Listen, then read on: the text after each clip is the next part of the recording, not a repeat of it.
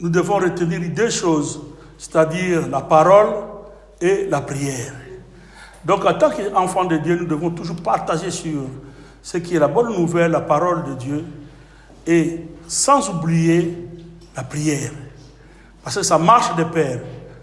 Il n'y a pas la parole, il n'y a pas quelque part, en tant qu'enfant de Dieu, la parole sans prière, ou bien la prière sans parole. Tout marche de Dieu. Même Jésus qui est notre Dieu, quand il est venu sur terre, la Bible dit que le soir, il montait à la montagne pour aller prier. Quand on parle de la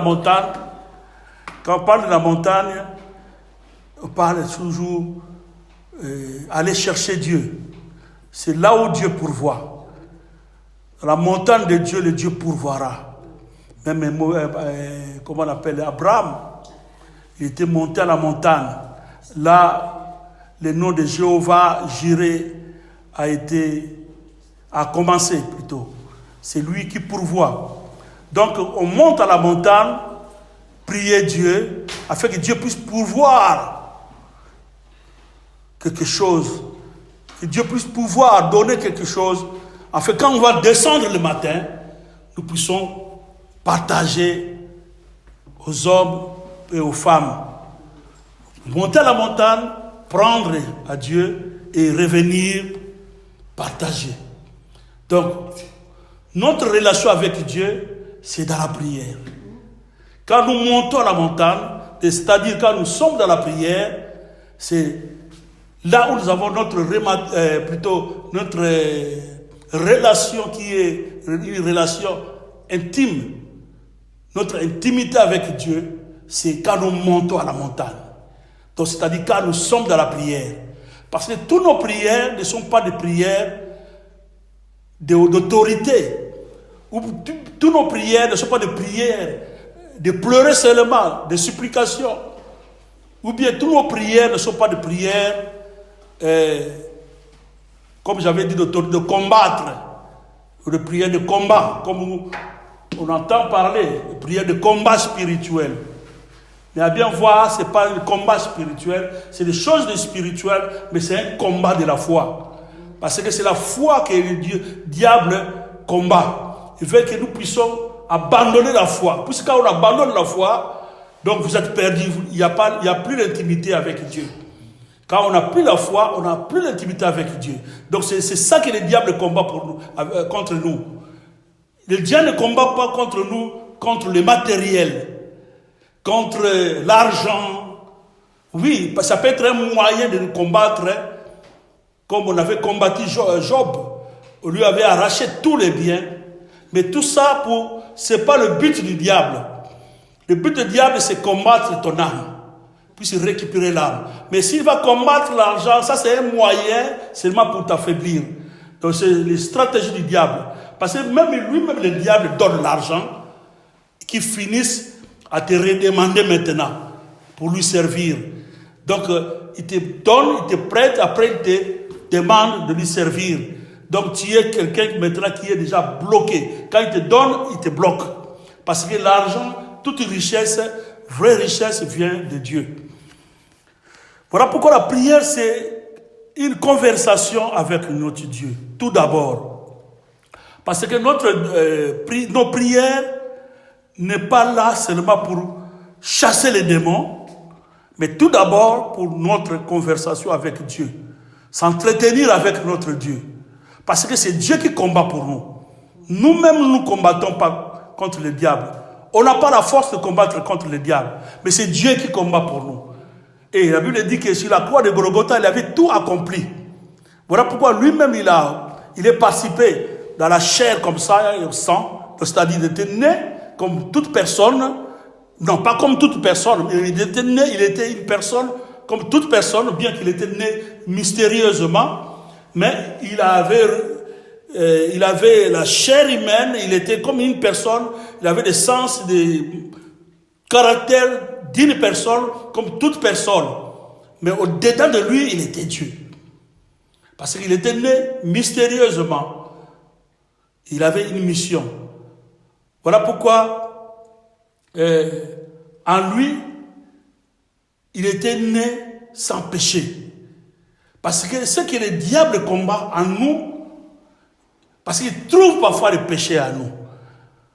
Quand il trouve le péché, nous qui avons accepté Jésus, et tous les gens, les personnes qui n'ont pas encore accepté Jésus, et ils naissent dans le péché d'Adam et Ève.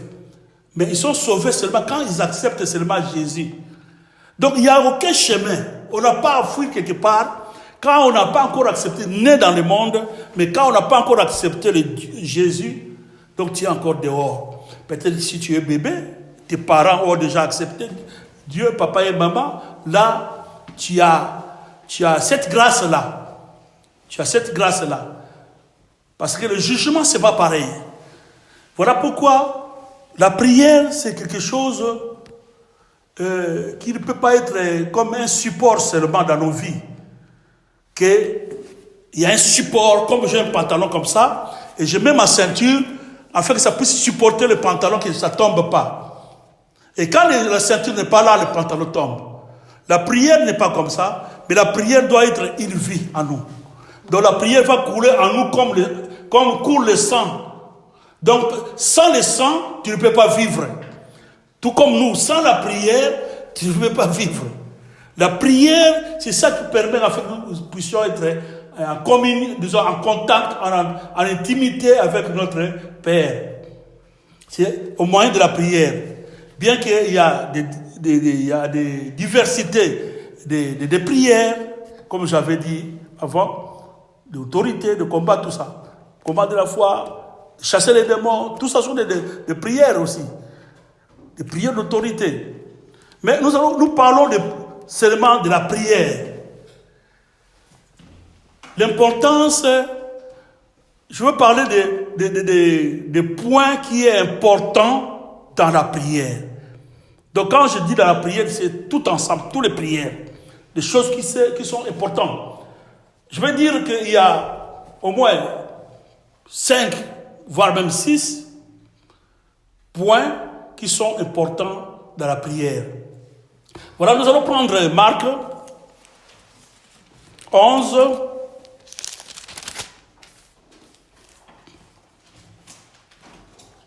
« 12 à 14. Je vais lire au nom de Jésus. Ça, c'est le titre, on a écrit, de figuier stérile. Le lendemain, après qu'ils furent sortis de Béthanie, Jésus eut faim. Apercevant de loin un figuier qui avait des feuilles, il alla voir s'il y trouverait quelque chose. Et s'en étant approché, il ne trouva que de feuilles, car ce n'était pas la saison de figues. Nous allons prendre jusqu'à 14. Prenant alors la parole, il lui dit, que jamais personne ne mange de ton fruit. Là, il s'adresse à l'arbre. Que personne jamais ne mange de ton fruit. Là, il ne s'adresse pas à quelqu'un, mais il s'adresse à l'arbre. Et quand il dit, en réalité, quand il dit que de ton fruit, il s'adresse à l'esprit de l'estérilité. Il s'adresse à l'esprit. Parce que tout ce qui est créé, écoute. Que ce soit les plantes, que ce soit des feuilles, que ce soit quelque chose, tout écoute la voix de Dieu. Écoute. Là, vous allez voir dans l'Apocalypse, la Bible dit, toute créature était en train de louer Dieu. Je pense, ça peut être l'Apocalypse 5 comme ça, j'ai oublié. Mais c'est dans le livre d'Apocalypse. Toute créature loue Dieu. Tout comme toute créature écoute Dieu. Et Jésus a dit qu'il a maudit cet arbre-là, cet figuier. Et là, nous constatons, c'est des choses qui est à voir comme ça, tu peux dire que celui-là c'est un fou. Si quelqu'un, toi et moi, nous proclamons des choses comme ça, on va dire, mais celui-là, c'est un fou ou bien comment? Mais c'est ça qui est la réalité. C'est le combat de la foi. C'est ça, combattre dans la foi. prier dans la foi, de prier avec foi en Dieu. Tu pries que cette année, tu vas concevoir un enfant. Comme tu es stérile, tu ne conçois pas, tu n'as pas des enfants, mais cette année, par la foi en Dieu, tu dis que tu vas concevoir. D'ici la fin du mois, tu vas concevoir. Mais tout ça, ça ne vient pas des sentiments de la bouche, ou bien de quelqu'un que tu as déjà vu, qu'il était en train de proclamer. Mais nous, notre foi, nous mettons ça en Dieu. Voilà, la foi en Dieu, c'est une des choses, la première des choses qui est très important dans nos prières. C'est tout d'abord la foi en Dieu. Même toujours dans 11, nous allons voir cet arbre-là, la parole que Jésus avait prononcée au verset 14, que personne ne mangera ton fruit. Et la Bible dit, et ses disciples l'entendirent. Donc quand Jésus avait proclamé cette parole, les disciples aussi, ils étaient là pour observer ce que leur maître avait dit. Voir, est-ce que ça va vraiment se réaliser. Et si on voit, à partir du verset 20, la Bible dit, le matin, en passant, les disciples virent le figuier séché jusqu'aux racines. Pierre, se rappelant ce qui s'était passé, dit à Jésus, Rabbi, regarde le figuier que tu avais maudit à sécher. Jésus prit la parole et lui leur dit, ayez foi en Dieu. Amen. Amen. Je peux continuer même. Jésus prit la parole et dit, ayez foi en Dieu. Je vous le dis en vérité, si quelqu'un dit à cette montagne, ôte-toi de là et jette-toi dans la mer, et s'il ne doute point en son cœur, mais croit ce qu'il dit, arrive. Il verra s'accomplir. C'est pourquoi je vous dis, tout ce que vous demanderez en priant, croyez que vous l'avez reçu et vous le verrez s'accomplir. C'est une des premières des choses quand on prie, ayez foi en Dieu. C'est un des points très importants. Parce qu'on ne peut pas considérer ou bien prier comme des barbares, comme des gens qui crient n'importe comment. Mais crois vraiment dans ton cœur que ce que je fais, ça doit s'accomplir. Mais quand à son temps, au temps de Dieu. Parce que quand Jésus avait proclamé cette parole, le même jour, il n'y avait rien qui avait changé.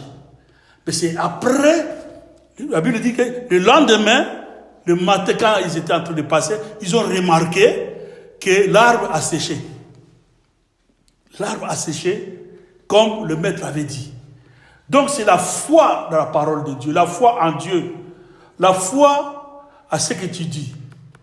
Et le problème qui est très important aussi, qui est contre la foi, c'est la doute. Parce que quand tu fais une prière comme ça, faut pas avoir la doute.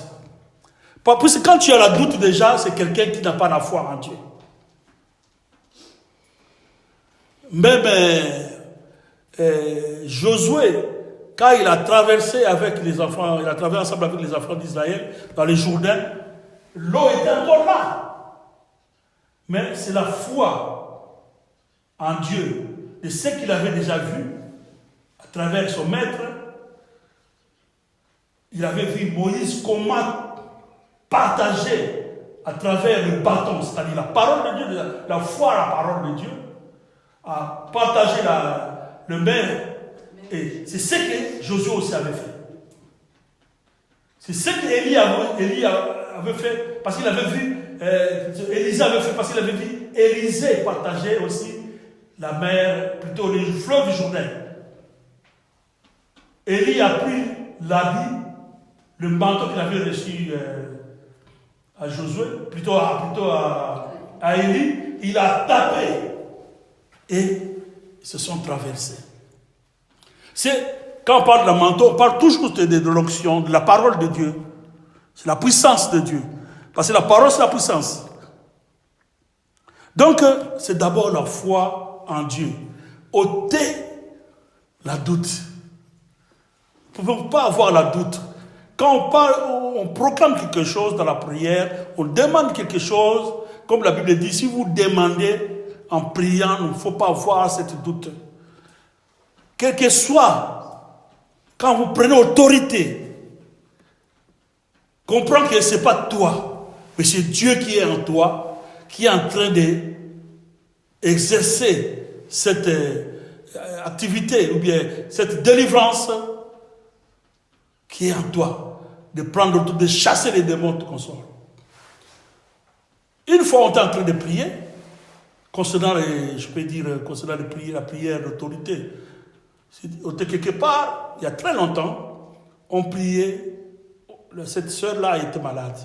On était en train de prier, on chassait les esprits, Il était devenu comme un fou, il voulait nous menacer, on était dans une chambre, on priait. Mais entre-temps, il est devenu calme lui-même, il était en train de nous regarder. Vous voyez, vraiment, ça c'est les démons. Vous regardez ses yeux, vraiment ça brillait. Il était devenu vraiment très nerveux. Il regarde, il trouve, il voit. Lui-même il dit, l'esprit le mauvais qui était en lui, il dit, je vois le feu au-dessus de ta tête. Je vois comme quelque chose qui est comme la face, comme on voit, on dessine, on fait la face de Jésus, tout ça. En image, quoi. Il voit le feu. L'image, là, c'est pas, on ne peut pas dessiner en principe Jésus, mais il voit le feu. Donc, les esprits mauvais aussi voient en nous si quelqu'un a Dieu ou si quelqu'un n'a pas Dieu. Puisque quand on n'a pas Dieu, il ne faut pas essayer aussi. Tu risques d'être tabassé, comme on a déjà vu le fils de Séva dans la Bible. Vous les avez tabassés, ils ont fui à 2 minutes. Mais ça, c'est concernant les prières d'autorité. Ou bien des combats contre les esprits mauvais. Mais dans la prière aussi, quand on est devant notre Dieu, c'est toujours dans la foi en Dieu. Là, ce n'est pas une prière d'autorité. Quand on prie avec notre papa, c'est entre fils ou fille avec leur papa. Là, ce n'est pas l'autorité. On n'a pas le droit d'avoir l'autorité avec à Dieu. Tu ne peux pas avoir l'autorité à Dieu. Mais on supplie Dieu. On demande à Dieu. On est en train de causer avec Dieu. Voilà pourquoi dans la Bible, vous allez voir d'autres gens. Ils tournent seulement comme ça, ils prient. Ils ne crient pas. Tout doucement, lentement, ils prient seulement et Dieu exauce. Tout ça, c'est à cause de cette intimité-là. Donc, la prière nous permet d'avoir l'intimité avec Dieu. Ce n'est pas prier seulement quand il y a une situation, il y a un problème, là vous allez maintenant commencer à chercher Dieu. Non, il faut voir, comme j'avais dit, c'est notre vie. Ça doit être notre vie. La foi en Dieu doit être notre vie. Donc quand on prie, vous n'avez pas seulement toujours de prendre beaucoup de temps pour prier Dieu. Il y a des moments où tu prends beaucoup de temps. Il y a des moments aussi où tu n'as pas assez de temps. Mais parce que tu as l'intimité avec Dieu. Parce que nous sommes le temple de Dieu. Nous sommes la maison du Saint-Esprit. Il est en nous. Donc tu ne cherches pas par-ci, par-là, à gauche, à droite. Tu es avec lui. Et il est fidèle, comme il avait dit, il sera toujours avec nous. Donc tu es obligé, en tant qu'enfant de Dieu, de considérer ce qui est en toi. Celui qui habite en toi. Même 2 minutes, 3 minutes, de prendre un temps de parler avec lui. De parler avec lui, comment? C'est ça la prière. La prière. Donc s'il faut considérer les points, le premier point, c'est la foi dans la prière. Et le deuxième point, c'est dans Jacques. Dans le livre de Jacques, on peut prendre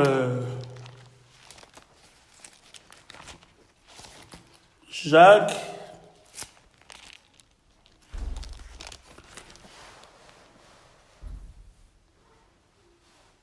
Jacques chapitre 5.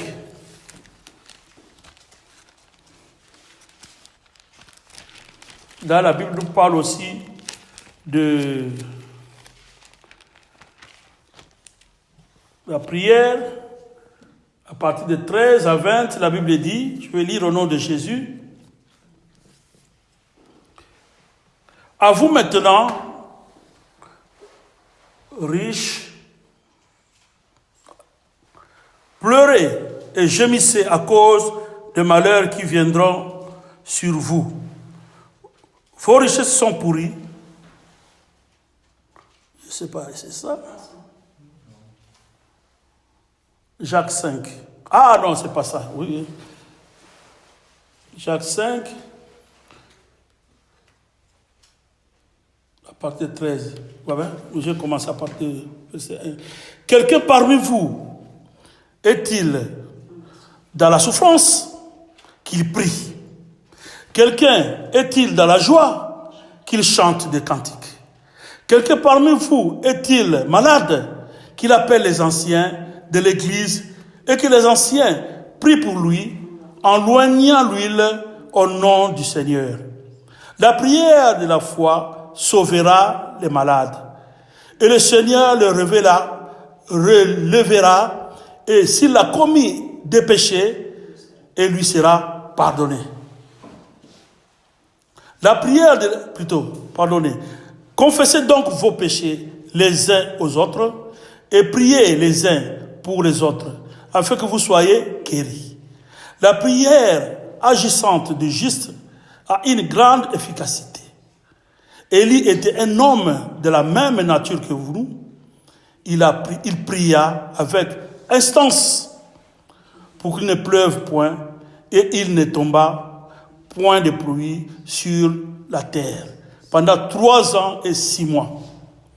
Puis il pria de nouveau et le ciel donna de la pluie et la terre produit son fruit. Mes frères, si quelqu'un parmi vous s'est égaré loin de la vérité et qu'un autre le ramène, qu'il sache que celui qui l'a ramené, qui me ramènera un pécheur de la voie où il s'était égaré, sauvera une âme de la mort et couvrira une multitude de péchés. Amen. Amen. Donc, s'il faut étudier ce passage qu'on a lu, on va retrouver beaucoup de choses. Mais je voudrais utiliser, ou bien, la confiance en Dieu. Avoir confiance, c'est confier en Dieu. Parce que la Bible dit, il y a beaucoup de choses dans ce passage. Si nous sommes dans la souffrance, nous sommes malades, nous devons aller chez les anciens, afin que les anciens puissent prier pour nous en nous oignant de l'huile. Là, c'est question de confiance. Confiance avec, pas maintenant toujours avec la foi en Dieu, mais c'est avoir confiance à ces anciens-là. Afin qu'ils puissent participer ou bien te soutenir dans cette prière. Parce que c'est eux qui vont prier pour toi. Là, la Bible dit, c'est pas toi qui vas prier maintenant, mais c'est eux qui vont prier pour toi. Donc, on a besoin de la confiance aussi. Parce qu'eux, ils vont prier pour toi. Mais comme eux, ils vont prier pour toi, ils ne savent pas au juste réellement qu'est-ce qui fait que ce problème-là, ou bien cette maladie-là, ou bien pourquoi ça prend place dans ta vie, pourquoi ça dure. Voilà pourquoi la Bible dit, si tu avais péché, il faut demander pardon. Parce que c'est toi-même qui connais. Là, c'est d'autres gens qui prient pour toi maintenant. Et ils ne savent pas, ils ne savent pas. Ils ne connaissent pas qu'est-ce qui ne va pas en toi. Donc, c'est-à-dire, quand on prie, on a besoin d'avoir une intimité avec Dieu, c'est-à-dire que ta vie soit en ordre avec Dieu. C'est-à-dire s'humilier à Dieu. Parce que la Bible dit même dans 2 Chroniques 17, 14, si quelqu'un s'humilie, demande pardon à Dieu, il sera pardonné. Si mon peuple sur qui invoque mon nom s'humilie et se détourne de toutes ces mauvaises voies. Donc c'est-à-dire quelqu'un qui demande pardon. Il se détourne de toutes ces mauvaises voies. Donc demande pardon tout d'abord, c'est la procédure. Parce que le péché, c'est ça qui fait que nous ne puissions pas être exaucés. Dans Ésaïe 59, c'est ça que la Bible dit. Ma main n'est pas courte pour vous bénir. Mais c'est vos péchés qui me séparent, qui fait que je ne puisse pas agir. Et dans Ésaïe 58, à partir de 1, la Bible dit que le peuple de Dieu, le peuple d'Israël invoquait Dieu à tout moment. Il demandait à Dieu que Dieu puisse leur donner leurs droits, les arrêts, afin qu'ils puissent vaincre ou bien réussir dans tout ce qu'ils vont. Mais la Bible dit qu'ils étaient dans le péché. Donc, ils ont prié Dieu, ils invoquaient Dieu, mais Dieu n'exauçait pas parce que ils avaient le péché. Le péché aussi, c'est quelque chose qui nous bloque dans nos prières. Là, c'est dans des demandes. Quand on demande. Et quand on fait beaucoup de choses, même dans la délivrance, le péché, ça fait que, voilà pourquoi nous allons voir que, bien que Dieu travaille, même la Bible dit, personne ne peut dire que je n'ai pas péché. Celui qui va dire qu'il n'a pas péché, c'est un menteur. Nous avons tous des faillites, mais il y a des choses où Dieu, dans le domaine de la délivrance, il y a des choses aussi, parfois Dieu ne compte pas sur ça, parce que c'est lui qui délivre. Parce que Dieu, sa volonté que les gens soient sauvés. Et Dieu agit parfois aussi. Mais parfois aussi, il n'agit pas. Voilà, vous allez voir, ce n'est pas toute personne qui va dire que je suis enfant de Dieu, est-ce qu'il a déjà délivré les gens? Parfois, il n'a pas encore délivré quelqu'un. Peut-être qu'il a délivré quelqu'un à travers la bonne nouvelle. Quelqu'un a accepté Jésus. Ça aussi, c'est une délivrance. À travers la bonne nouvelle, il a prêché quelqu'un d'accepter Jésus. Ça aussi, c'est une bonne nouvelle. C'est une délivrance aussi. De quitter le monde des ténèbres et de venir dans la lumière. C'est aussi une délivrance. Mais je parle de la délivrance, c'est-à-dire de la prière. On parle de la prière. Donc, on a besoin d'avoir confiance à ton prochain chrétien. S'il ne faut pas dire seulement aux anciens. Parce que ton prochain peut te soutenir dans ta prière aussi. Ton frère, ta soeur peut te soutenir aussi. Ce n'est pas toujours les anciens. Mais là, on dit, si je veux dire les anciens, par rapport à ce qui est écrit. Parce que c'est les anciens qui vont verser l'huile, vont toindre de l'huile. Parce qu'ils sont mandatés pour ça. Ils ont une grâce particulière que Dieu leur a mis, leur a donné afin qu'ils puissent servir Dieu. Et Dieu reconnaît facilement. Parce que c'est lui qui a permis ça. Parce que dans toutes choses, il faut que Dieu permette ça. Et là, on voit, c'est la confiance. Tout d'abord, on avait dit la foi. Et là, on voit la confiance. Mais dans la confiance, là, toi-même le concerné, toi qui pries, il faut être en bonne relation avec Dieu. C'est-à-dire de fuir les péchés. De demander pardon. De confesser. La Bible dit, confesser les péchés les uns les autres. Afin que vous soyez guéris pour quelqu'un qui était malade. Moi, j'en ai déjà fait aussi. Je me rappelle quand on était encore au début de quand j'avais cru Jésus, j'avais accepté Jésus, je crois, 2 ans, 3 ans. J'étais à l'intercession et on était avec un frère. On avait prié, on a demandé pardon. Et je suis venu vers ce frère-là. Je dis, regarde ceci, c'est cela, je demande pardon. Je dis, ah oui, que Dieu te bénisse. Parce que c'est la parole de Dieu. Parce que c'est écrit. Et j'avais confiance d'abord à à ce frère-là. Il faut avoir confiance d'abord. Je ne pouvais pas dire ça à n'importe qui. Mais j'avais confiance à ce frère-là. Là encore, je me rappelle, c'était vers 93, 94 comme ça. J'ai demandé, et il a dit, que Dieu te pardonne, tout ça. Et parce qu'on avait utilisé ce passage-là. Parce que c'est écrit comme ça. Parce que celui que tu vas se confier à lui, il faut qu'il sache lui aussi que c'est écrit comme ça. Parce que quand c'est écrit comme ça, ça lui fait augmenter quand même. Tu l'aides d'avoir cette foi-là. Oui? Donc avoir confiance. Donc on a la foi et avoir confiance en Dieu. Amen. Donc on a besoin aussi d'avoir la persévérance. La Bible dit persévérer. La Bible dit persévérer. Je pense qu'on avait lu ça ici.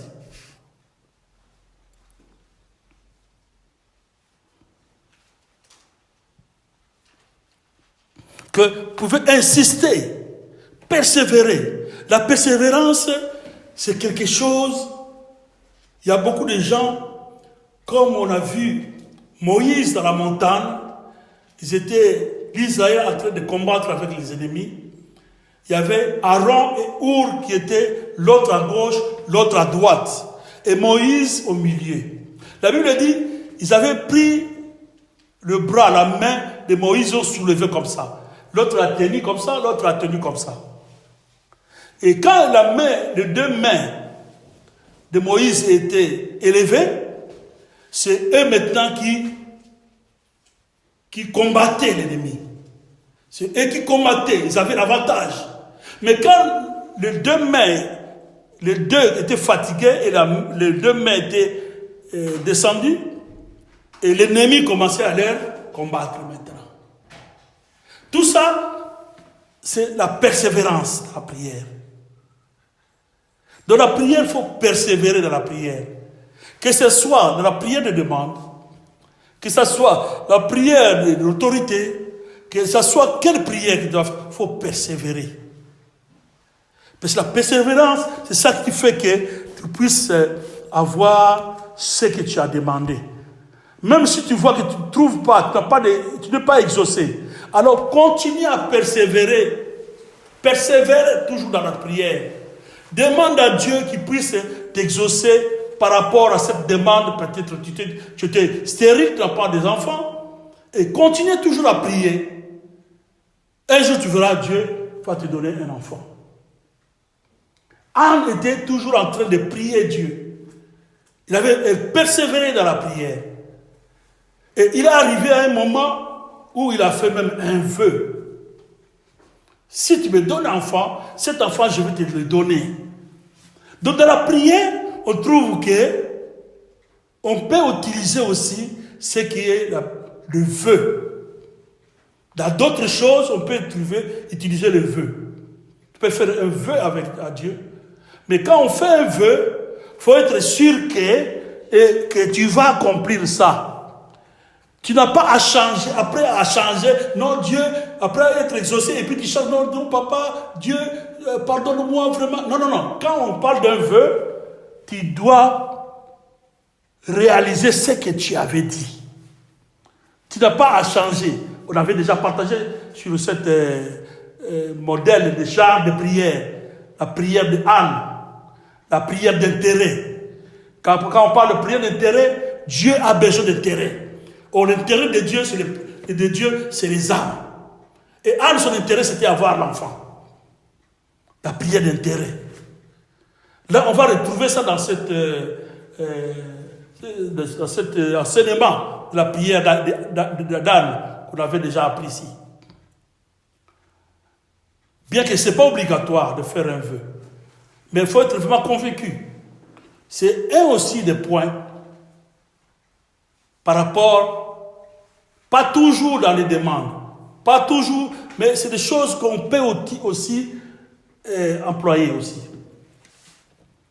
Mais Anne, ce n'est pas aussitôt qu'il avait fait un vœu. C'est pendant beaucoup de temps. Après, il avait fait ça. Mais ce n'est pas obligé de faire toujours un vœu. Dans toute chose que tu dois demander, il faut faire un vœu. Parce que ce que Dieu nous donne,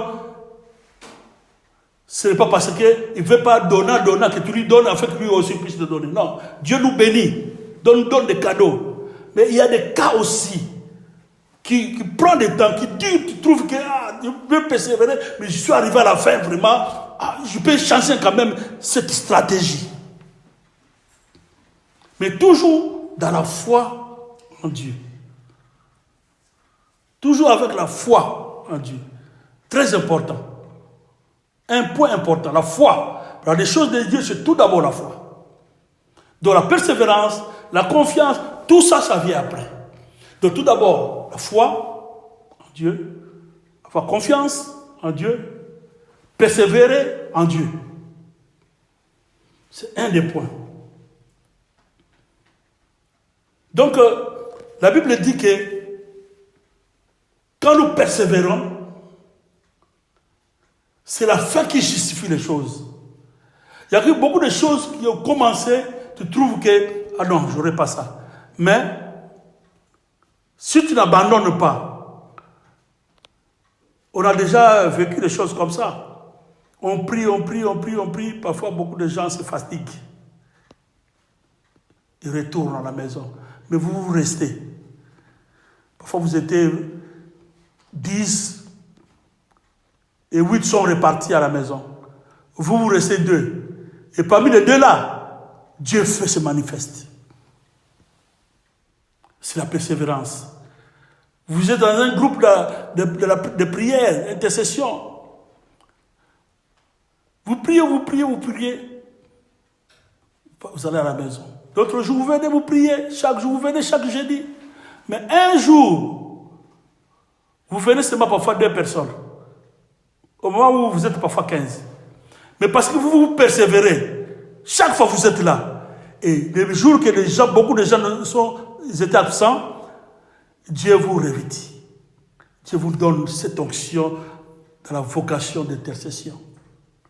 Et les autres manquent. Pourquoi? Parce que vous avez persévéré. Donc la persévérance, c'est un des points très importants. Donc, il y a des obstacles aussi qui est... Donc j'avais dit la foi, la confiance, la persévérance. C'est un des 3 points qui est très important. En tant qu'enfant de Dieu, en tant que des serviteurs de Dieu. Mais il y a aussi une prière que Jésus-Christ avait donnée à ses disciples. Même ses disciples ont demandé, Papa, montrez-nous comment prier.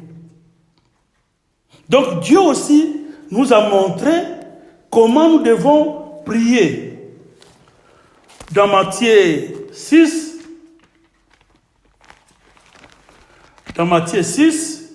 vous allez voir comment prier aussi.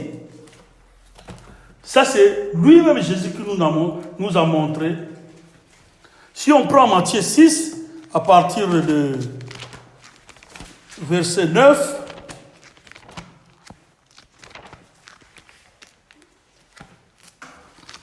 nous allons comprendre que dans la prière, nous ne devons pas prier n'importe comment. Ça, c'est ce que Jésus nous a montré. Il a montré à ses disciples, nous qui sommes ses disciples. À partir de 9, la Bible dit, 6. La Bible dit, voici donc, à partir de 8, la Bible dit, ne leur ressemblez pas, car votre Père sait de quoi vous avez besoin, afin que vous lui demandez. Voici donc comment vous devez prier. Ça, c'est ce que Jésus nous a montré. Qu'il a montré à ses disciples. Notre Père qui est dans les cieux, que ton nom soit sanctifié, que ton règne vienne, que ta volonté soit faite sur la terre comme au ciel. Donne-nous aujourd'hui notre pain quotidien. Pardonne-nous nos offenses, comme nous pardonnons, comme nous aussi nous pardonnons à ceux qui nous ont offensés. Ne nous conduis pas en tentation, mais délivre-nous du malin, car c'est à toi qu'appartient dans les siècles le règne, la puissance et la gloire. Amen. Vous voyez, ça c'est une prière que Jésus nous avait montrée. Or, à voir cette prière ici, si on prend le premier texte là, Jésus nous a montré d'abord, il faut d'abord l'exalter. Donc dans la prière, dans toute prière, que ce soit prière d'autorité, que ce soit quelle prière, il faut d'abord adorer, exalter Dieu. Il faut d'abord mettre Dieu à la première place. La foi en Dieu, la confiance en Dieu, persévérance. Oui, c'est bon, tout ça. Mais d'abord, c'est un point encore, exalter d'abord, c'est-à-dire adorer Dieu. Où la Bible dit, notre Père qui est aux cieux, que ton nom soit sanctifié. C'est un acte d'exalter Dieu, sa grandeur, sa suprématie. Nous devons élever d'abord Dieu. C'est un des points, c'est ce que Jésus nous a montré. Ça, c'est d'abord le premier point, l'adoration. Deuxième point, c'était le demande. La Bible dit, donne-nous aujourd'hui notre pain quotidien. Toujours dans Matthieu 6, à partir de 11. Donne-nous aujourd'hui notre pain quotidien. Ça, c'est les demandes. Donc, l'adoration, l'exalter Dieu, c'est tout d'abord. Les demandes viennent après. Parce que Dieu connaît tout ce que nous avons besoin. Il dit même les oiseaux du ciel ne travaillent pas, mais ils ont à manger. Et combien vous voyez? Donc Dieu, si on n'a rien à manger, si on n'a pas, Dieu connaît tous nos besoins. Et puis la Bible dit, il nous a déjà bénis de toutes sortes de bénédictions spirituelles dans le lieu céleste. Le problème qui est à nous, c'est d'abord d'adorer, d'exalter Dieu. Mettre Dieu dans sa place. Rendre gloire qui lui est due. Élever Dieu d'abord dans sa place. Parce qu'il le mérite. Sans lui, on ne peut pas. Il y a des choses qui nous arrivent, tu ne lui as même pas demandé. Tu ne lui as même pas demandé. Mais ça arrive comme ça. Donc il est dit d'être adoré d'abord, d'être exalté. On peut passer un culte ici, du début à la fin, on n'a pas prêché, mais on a adoré seulement Dieu. On a loué, on a chanté, on a adoré Dieu. Et c'est fini, on rentre à la maison. Et on rentre à la maison. Peut-être on peut prendre seulement 2 versets comme ça, un verset pour dire qu'on a partagé la parole. Mais on a célébré, on a adoré seulement Dieu. On a exalté Dieu. Et Dieu agit. Et Dieu se voit dans nos milieux. Dieu se révèle plutôt. Donc les demandes viennent après. Il connaît tout ce que nous avons besoin. Et le troisième point, dans cette prière que je nous avons montré, c'est le pardon. C'est ça que nous avons partagé dans Jacques. Si quelqu'un a péché, c'est ce que si quelqu'un a péché. Et nous allons retrouver dans 12, verset 12. La Bible dit, pardonne-nous nos offenses, comme nous pardonnons aussi à ceux qui nous ont offensés. Donc le pardon doit avoir toujours sa place. Dans la prière, c'est un des points qui doit avoir une place dans la prière, dans nos prières. Exalter Dieu, adorer Dieu. La demande, là on prend maintenant la foi, la confiance, la persévérance dans les demandes. là, tout ce qu'on a, le point là qu'on avait cité, on met ça dans les demandes. Que ça soit dans l'adoration, on a besoin de la foi. Parce que ceux qui vont l'adorer doivent l'adorer en esprit et en vérité. Dans le pardon, c'est pareil. Demandez pardon. Pardonne-nous nos offenses, comme nous pardonnons aussi à ceux qui nous ont offensés. Donc Dieu puisse nous pardonner comme moi je pardonne aussi d'autres gens.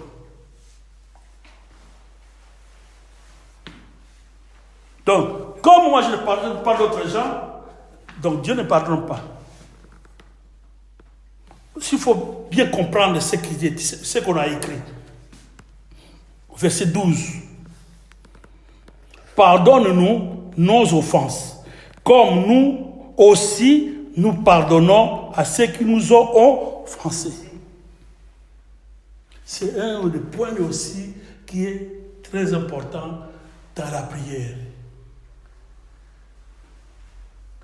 Voilà, la Bible dit que vous priez, vous priez mal. Vous priez hors la volonté de Dieu. Hors de la volonté de Dieu, c'est ce qu'il nous a déjà montré dans la prière, cette prière que nous disons tous, la prière de notre Père. Ça, c'est le troisième point, le pardon. Et le quatrième point dans cette prière, c'est la prière, ça vient maintenant la délivrance. Ou bien la prière d'autorité vient après l'adoration, après exalter Dieu, après les demandes, après le pardon, ça vient maintenant la prière d'autorité ou bien la prière de délivrance. Où la Bible dit, dans 13, ne nous induis pas en tentation, mais délivre-nous du malin. C'est la délivrance. Délivre-nous du malin. Délivre-nous des échecs. Délivre-nous de la pauvreté. Délivre-nous de tout ce qui est mauvais. Délivre-nous. Mais comment tu vas prier seulement Dieu? Seigneur, pardonne-moi. Non. Dieu va te pardonner. Mais est-ce que toi, tu as déjà pardonné? Oui, ok. Tu as déjà exalté Dieu. Il faut toujours exalter Dieu. Dans la vie d'adoration, ça, ce n'est pas quelque chose qui nous arrive quand nous nous ensemblons. Non, notre vie, c'est une vie d'adoration. C'est comme le sang qui coule dans notre corps. Notre vie doit être la vie d'adoration. Parce que c'est ce qui viendra. Au paradis, il n'y aura pas de gens qui vont porter la bonne nouvelle. Il n'y aura pas de gens qui vont exhorter. Mais là-bas, ça sera seulement l'adoration. Donc si on fait l'adoration, ce n'est que le début. Mais dans le futur au paradis, c'est l'adoration seulement qui sera là. C'est l'adoration seulement qui sera là. Et on voit quatrième point, c'est la délivrance. Mais délivre-nous du malin.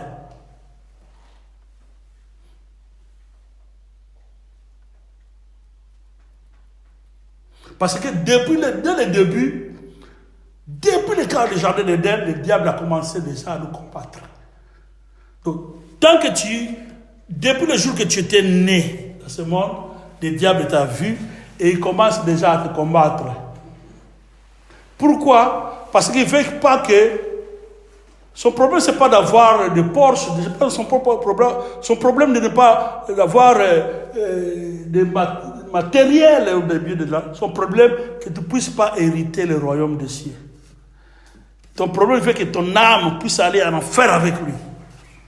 Donc dès que tu es né, quel que soit tes parents sont des chrétiens, sont des pasteurs, lui, ce n'est pas son problème. Parce que lui, il combat toute personne. Son problème, c'est d'étouffer cette étoile. Bien, cette grâce-là que tu as, ou bien tu es comme enfant, tu es comme une créature de Dieu. Lui, il a peur, qu'il ne veut pas que tu puisses hériter le royaume des cieux, le paradis. Alors, on demande toujours, c'est Dieu qui combat pour nous. Délivre-nous du malheur. Délivre-nous du malin, des échecs, de la pauvreté, des situations difficiles, des maladies. Et quand on cite toutes ces choses-là, il y a un esprit qui est derrière tous ces noms. Parce que tout ça sont des noms. Mais parmi tous ces noms-là, il y a un esprit mauvais qui anime ça. Les noms ne font rien, mais c'est l'esprit qui est derrière ça, qui nous combattent, qui sont des démons, les anges déchus, ou bien les envoyés du diable, ou bien lui-même le diable. Donc notre quatrième point, c'est la délivrance. Et notre cinquième point, c'est comme on avait commencé, quand tu vas finir ta prière, et tu vas adorer encore Dieu, tu vas exalter Dieu, c'est l'adoration encore. Voilà pourquoi la Bible dit dans 13,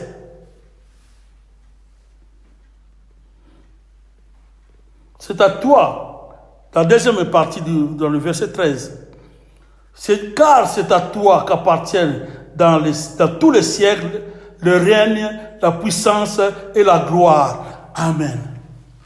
Vous rendez encore gloire à Dieu. Vous rendez encore, vous l'élevez encore, vous l'exaltez encore. Parce que il a écouté ta prière. Il a écouté notre prière. La délivrance, le pardon, nos demandes. Et nous rendons grâce à Dieu encore. Nous l'exaltons encore. Donc il y a des points, en tant qu'enfants de Dieu, que nous devons toujours arranger. Il y a la foi, il y a la persévérance, il y a la confiance, il y a la prière que nous avons dit, que Jésus-Christ nous avait montré. Dans cette prière, on voit tout d'abord l'adoration, on voit les demandes, on voit le pardon, on voit la délivrance, et puis on voit encore l'adoration, qui est à la fin. Voilà notre titre, c'est comment, c'est des points. On a cité, je crois, 5 ou 6 points. 6 points importants dans nos prières. Ou bien des points importants dans nos prières, comme notre thème. Or, dans nos prières comme ça, il y a aussi des obstacles qui font que nos prières ne soient pas vraiment fortes ou bien considérées. Parce que quand nous prions, quand nous sommes fatigués, nous devons toujours vraiment se réveiller. Se réveiller, faire l'effort de se réveiller quand nous sommes fatigués dans la prière. Quand on est fatigué dans la prière, parfois on dort, bien que Dieu comprend aussi la chair est faible. Mais la Bible dit que la chair est faible, l'esprit vivifie. Donc on doit faire quand même un effort dans nos prières. Quand nous sommes fatigués, quand on a le sommeil, de faire. Je me rappelle quand on était encore à l'école, quand vous êtes à la maison en train d'étudier, vous savez que demain on aura des tests ou bien des preuves. Parfois on prend de l'eau, on met dans la tête. Quand on a sommeil, on met de la tête. En fait, il faut un peu fort. Je me rappelle. Donc, de toi-même, tu fais un effort quand même de chasser les sommeils. Et puis, ce que nous disons, des soucis. Éviter les soucis quand on est dans la prière. La doute, on a déjà cité. Il faut éviter la doute. Les soucis, c'est quelque chose aussi qui nuit nos prières. Avoir des soucis, ce n'est pas bon. Avoir des soucis, ce n'est pas bon dans nos prières. Tu ne vas pas bien prier. Quelqu'un qui est dans des soucis, quand tu pries, tu penses toujours dans tous ces problèmes-là. Tu penses toujours dans tous ces problèmes. Alors tu ne peux pas bien prier. Tu ne peux pas bien prier.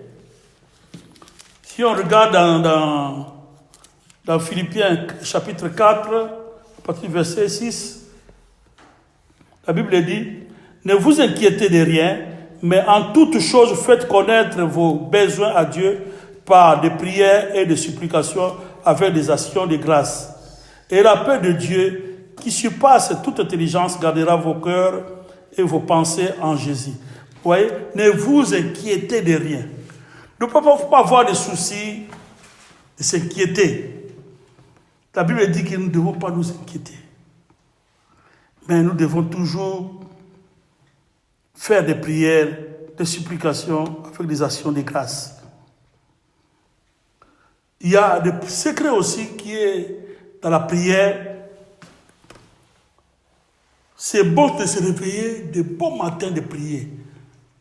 C'est important. C'est un point important de se réveiller de bon matin. Les gens qui se réveillent parfois à 4 heures en train de prier. Peut-être tu as encore le temps de ne pas aller au travail, puis de bon matin d'aller au travail. Peut-être tu commences à 8 heures, tu peux te réveiller à 4 heures. Tu commences à prier. Les gens qui travaillent parfois commencent à 8 heures comme ça.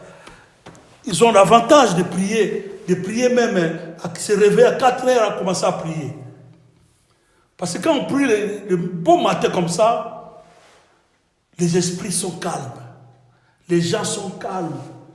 Et quand vous priez, il n'y a pas de distraction. Ça, c'est important.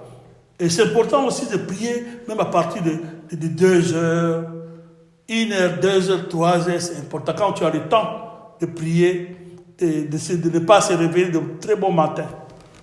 Ou bien si tu as dormi déjà, tu étais déjà parti au lit avant, tu peux te réveiller à 2 heures et puis prier. Prendre ne fût-ce que même 20 minutes, 30 minutes, commencer à prier. C'est important. Je dis que ce n'est pas question seulement de prendre beaucoup des heures, mais c'est question d'intimité avec Dieu.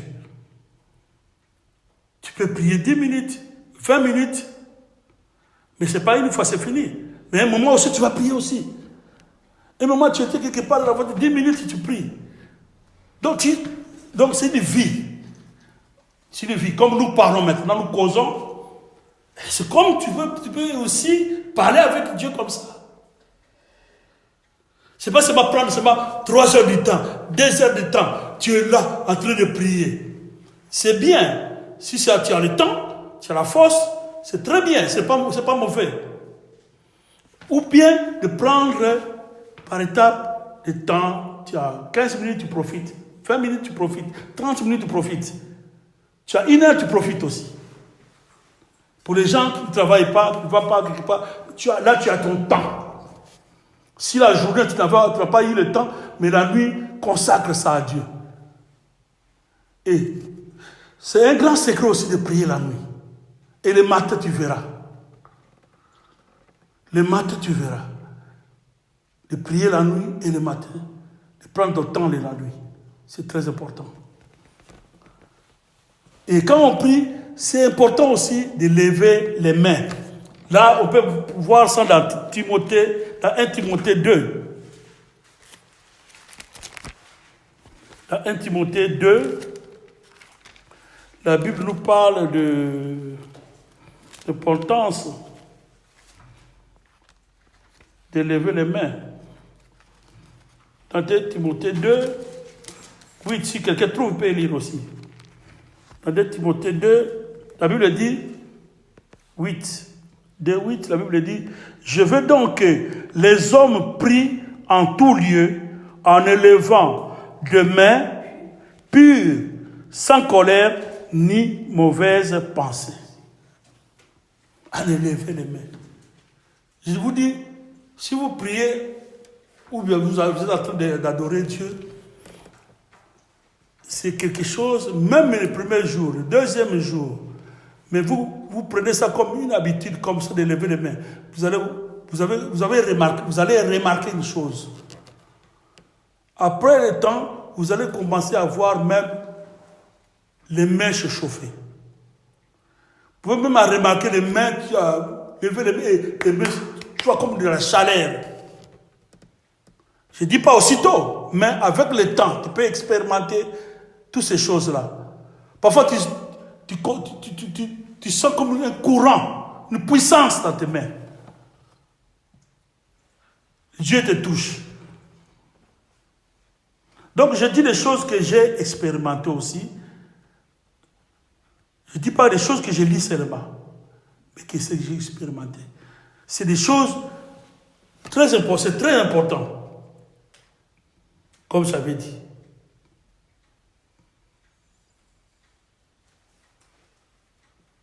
Donc il y a beaucoup de choses. Il y a des sacrifices.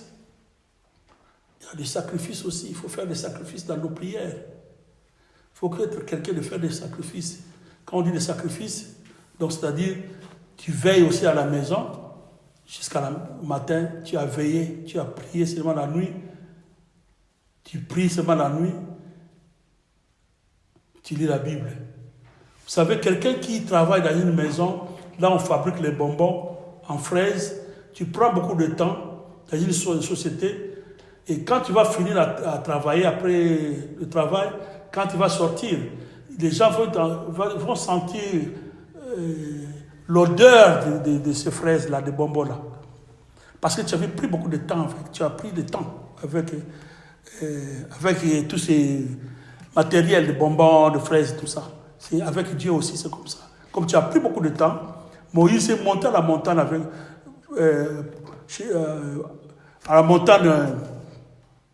avec Dieu.